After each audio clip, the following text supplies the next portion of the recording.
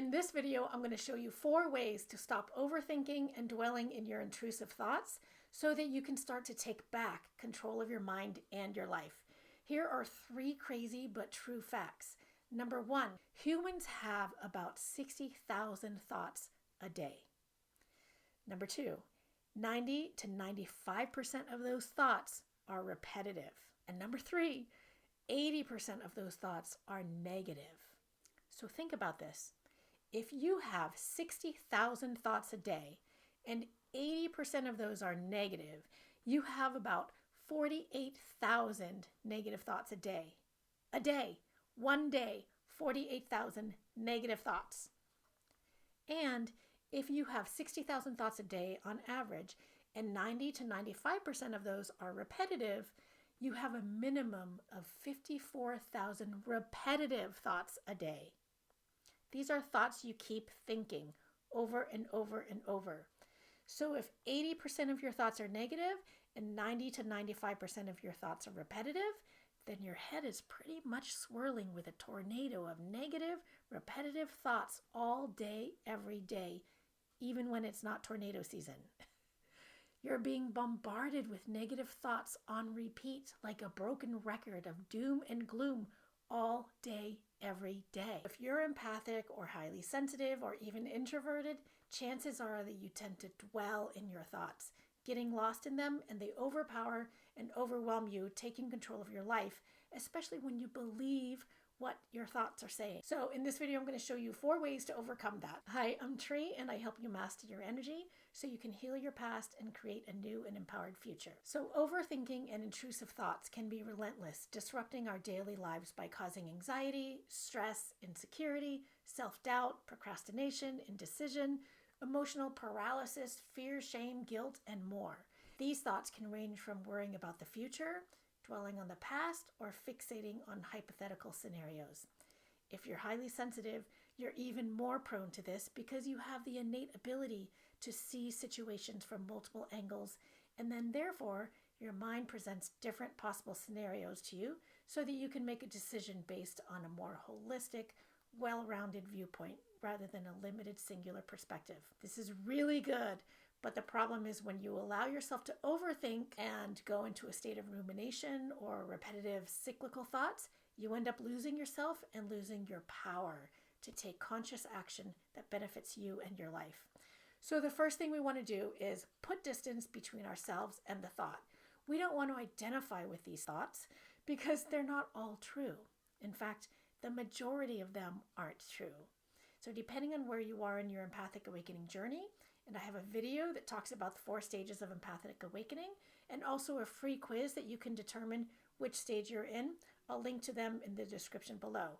But depending on where you are along your awakening journey, I would venture to say that in the beginning 2 stages, probably 98% of your thoughts are not true. And not only are they not true, but they're also hurting you. They're not serving you. And yet you place your belief in them as if they were true. So this is where the first method comes in. You have to start putting space between you and your thoughts. If you follow Deepak Chopra, you hear him talk about the gap all the time. It's what he calls the space between thoughts, that silent stillness after one thought ends and another begins. In this method, we want to put space between you and the thought. So you can still be thinking, but you're not identifying with the thought anymore. It's no longer defining you.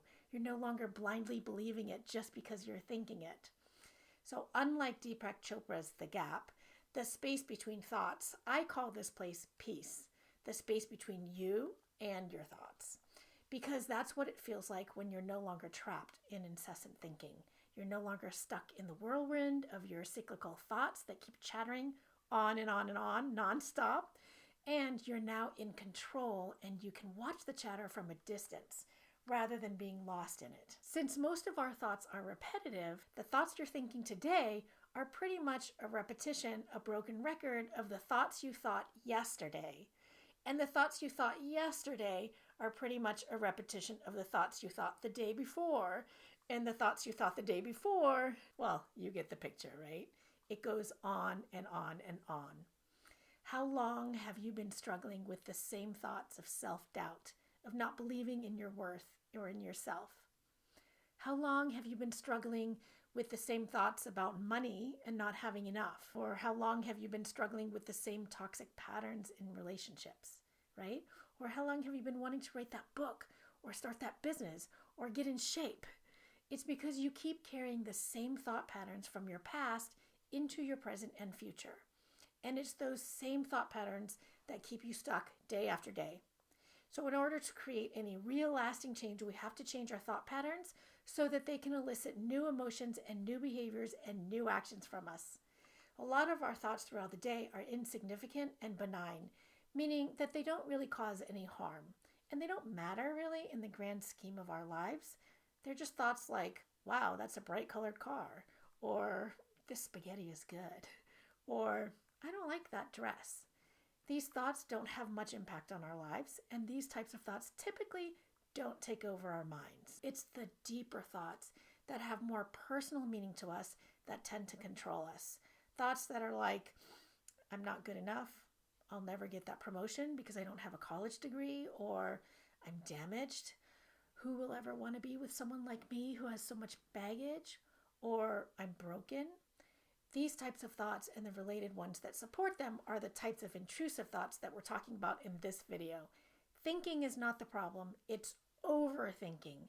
We typically don't overthink about that bright colored car that passed us on the freeway because it really has no personal meaning to us unless we're the designer who came up with that particular color, or we work passionately with cars in some way and we really do care, right? But we typically do overthink about not being good enough because it's personal. It has meaning to us, right? The thought is attached to our identity. These are the types of thoughts that we tend to believe is true no matter what anyone else tells us and no matter what evidence to the contrary. And it's these types of thoughts that run us, causing anxiety, stress, worry, lack, any kind of action that we take towards our goal. It sort of sabotages them, right? And so forth. And we're also talking about the types of intrusive thoughts that may or may not be about you or your identity directly, but they're about how you view life. Like, the world is harsh and cruel, or everyone's out for themselves, or life favors the rich, or life's a bitch and then you die. Those thoughts aren't about you specifically or your identity, but since they are a viewpoint, a lens through which you perceive life, then they still have meaning to you and they still affect you if you believe them. That's the key. So our first method to stop overthinking and intrusive thought is what I call the sky watching exercise. First, Sticker is going to help demonstrate what it's like when you identify with your thoughts and get carried away by them. This is what most people do. We get carried away by our incessant thoughts and we lose ourselves in them. We lose our footing, our ground, our anchor. We lose ourselves. Our thoughts are controlling us. They're leading us and steering us. We believe them to be true, so we don't take the actions we need in order to fulfill our dreams or do the things that we truly want to do. Instead, we allow our thoughts of doubt, worry, stress control us. When we practice the sky watching exercise, we put distance between our thoughts and ourselves. We can think the thought without believing the thought and without letting it control us. Instead, we just become the observer, the witness of the thought. We simply watch the thought as it passes by in the sky. There's no attachment, no resistance, no getting carried away, no futile attempts to push it away or prove that it's wrong. We just observe. We're grounded, we're in charge, we maintain control. So the sky watching exercise is simply a matter of writing your thoughts in a cloud on a piece of paper, or you can do this mentally in your head. You can envision your mind as the sky and the thoughts as clouds that pass through. Though I do highly recommend writing it down because that gets it out of your head and outside of you and onto a piece of paper where you can look at it objectively. If it lives inside your head, it remains somewhat subjective, and it's easier for you to identify with it and believe it. On a very deep spiritual level, you're not a person watching the thoughts in the sky. You're the sky. As thought clouds pass through you, you can remain detached.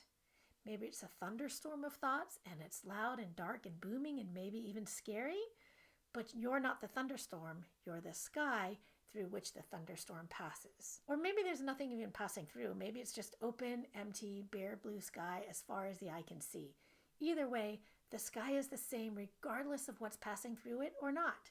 You are still you, no matter what thoughts are passing through the sky of your consciousness. A thunderstorm cannot hurt the sky in the same way that your thoughts cannot hurt you. It's your belief in them that causes chaos or peace, depending on which thoughts you choose to believe. You can also do the same exercise for emotions too, by the way, but that's another video.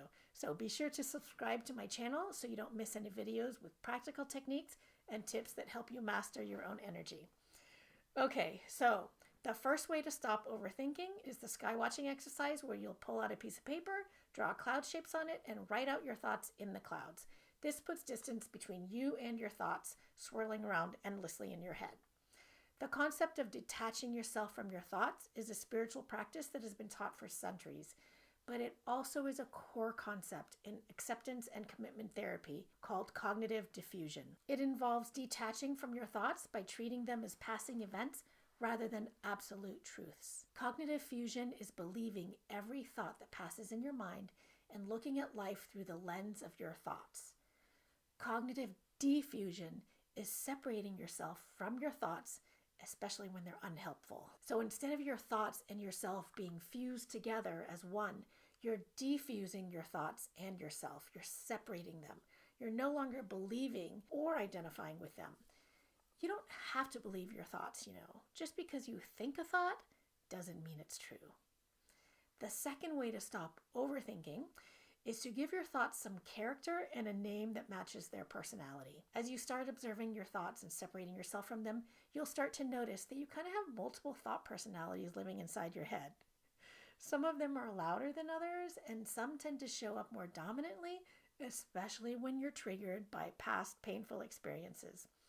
So, for example, one of my clients came to me because he really wanted to write a book. It had been his dream since he was a kid. But every time he tried to pursue it, he felt stuck, like something was blocking him. He just couldn't bring himself to commit to writing, but the dream of being an author wouldn't go away. So we started working on his thoughts, and he noticed that every time he wanted to write, thoughts came in such as, "Who cares what you have to say?" Or, "Why would anyone buy my book?" And he also even thought, "I don't know enough about this topic to write about it. I'm not an expert. I can barely get my life in order." And he realized that these were the same thoughts he'd have over and over and over again.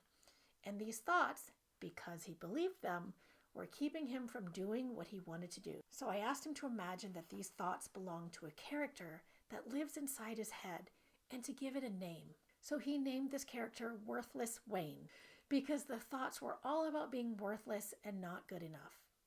Once he gave those thoughts a personality and a name, he was able to catch Worthless Wayne every time Worthless Wayne reared his negative remarks, and he was able to separate himself from Worthless Wayne and consciously choose more empowering thoughts, and he finally got his book done. Another client had poor me Polly living inside her head. She was stuck in victim mode quite a lot, feeling like the world was out to get her and that she couldn't get ahead because of her upbringing, and her ex-husband turned her into this broken person that she is today, and on and on and on. All of these reasons that made her a victim. Once she was able to put distance between those thoughts and herself, she discovered Poor Me Polly. That's the name that she gave her character. Poor Me Polly was living rent-free in her head, and she was able to recognize when Poor Me Polly was trying to turn her into a victim. If you dream of starting a business, but every time you think about it, thoughts like, "I'm not good enough," or "I'll probably fail," if those thoughts keep popping up, you can start to realize that those thoughts are recurring and they are holding you back from pursuing your dream. You could call those nagging thoughts whatever you want, maybe Doubting Debbie, because they're all about self-doubt. By personifying these thoughts, it becomes easier to recognize when Doubting Debbie is trying to sabotage your dreams. Once you catch her in the act, you can deliberately choose more empowering thoughts and regain the confidence to pursue your goals. It's in this moment of awareness, when you're no longer lost in thought, but you're an observer of your thoughts, that you can gain power and control over your mind, yourself, and your life. It's that distance, that space that you put between you and your thoughts. You might find quite a few thought characters living inside you. All of us have quite a bunch of characters living inside us. Maybe there's Negative Nancy or Suffering Sally, Lazy Larry, Hurry Harry, Wise Ass Wendy, Catastrophe Chris, or Comparison Carol. Just start noticing these characters and give them a name. That way, they're no longer you. The third way to stop overthinking and intrusive thoughts is to put them in a timeline. This method is especially useful if you have a dominant thought character like Catastrophe Chris, who tends to catastrophize situations, envisioning the worst possible outcomes for every scenario, and it prevents you from doing things that you really want to do. So instead of getting lost in your worrisome thoughts, you can start labeling your thoughts as past, present, or future. So you might have a thought, what if something happens to the airplane and it crashes, killing all of us? That thought is a future forecasting thought, right? It's a what if thought about the future. So you want to label it future. Then you're going to sit and you're going to wait for the next thought. The next thought might be, well, lightning struck Mary's plane last year and she said that she thought she was going to die. That would be a past thought, right? It happened last year. So you're going to label that thought past. Then you're going to wait for the next thought and see where it can go in the timeline. When you can do this, you're observing your thoughts, and instead of believing or identifying with them and becoming scared or anxious over what if this and what if that kind of scenarios, you're now simply watching them and labeling them, sort of filing them away in their own rightful place on the timeline, rather than allowing them to affect your life and affect your actions and stop you from doing the things you want to do, like traveling or flying. Right? They're just thoughts passing by. They're not absolute truths of what might or might not happen. Okay, and the fourth way is creating an overacting pattern disrupt.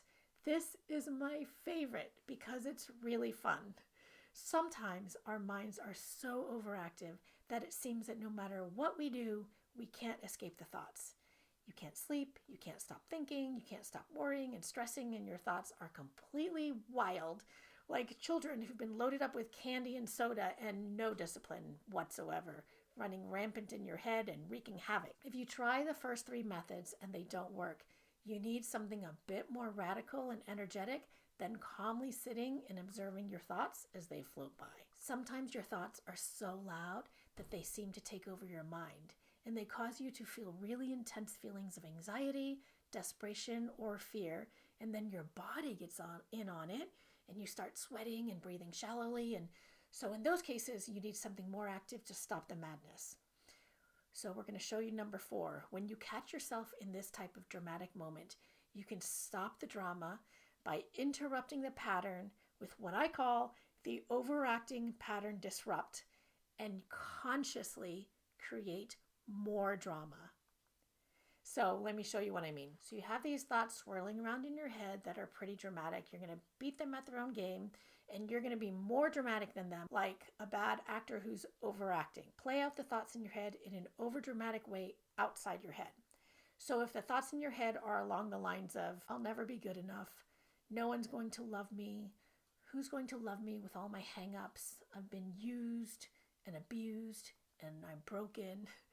You want to speak these thoughts out loud in an overdramatic way. You can even add an accent to it, like those really bad American actors who try to do a movie as if they're British. I won't say any names, but we all know who they are. So let's say the thoughts in your head are, I'll never be good enough, no one's going to love me, who's going to love me, I'm broken. All right, now you're going to be a bad overactor and say these in a different accent, overacting. I'll never be good enough. No one's going to love me. Who's going to love me? I'm broken. That was silly. You can even improvise and you can add on extra drama like, I'm used and abused and broken. Woe is me. Woe is me.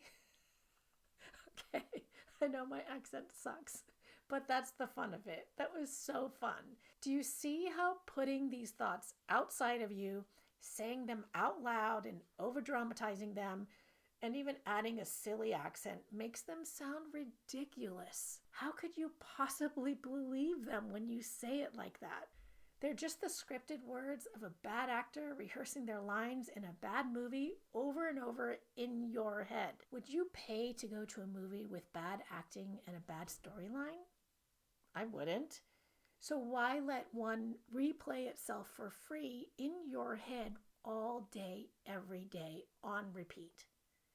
You can stop replaying it and start creating a better movie, a better life for yourself. All right, that was fun. So let's summarize. 1, sky watching. This is the first way of stopping your overthinking and intrusive thoughts. Sky watching. Put the thoughts outside you into clouds and watch them float by. You can write or draw it on a piece of paper, or you can do it mentally. Number 2, give your thoughts a character and a name, like Worthless Wayne or Poor Me Polly. Number 3, put them in a timeline. Label each thought as past, present, or future. This method works especially if you tend to catastrophize things and allow your mind to wander into what-if territory. And then lastly, number 4, overacting pattern disrupt. Act the thoughts out dramatically like a bad actor who overacts. And for the Academy Award of Overacting, you can add a very bad accent. I always thought my British accent was really good until I went to England and I did it. No one was impressed, not at all. So those are the 4 ways that you can stop overthinking and intrusive thoughts. If you enjoyed this video, please subscribe and follow for valuable tools to help you master your energy and take control of your life.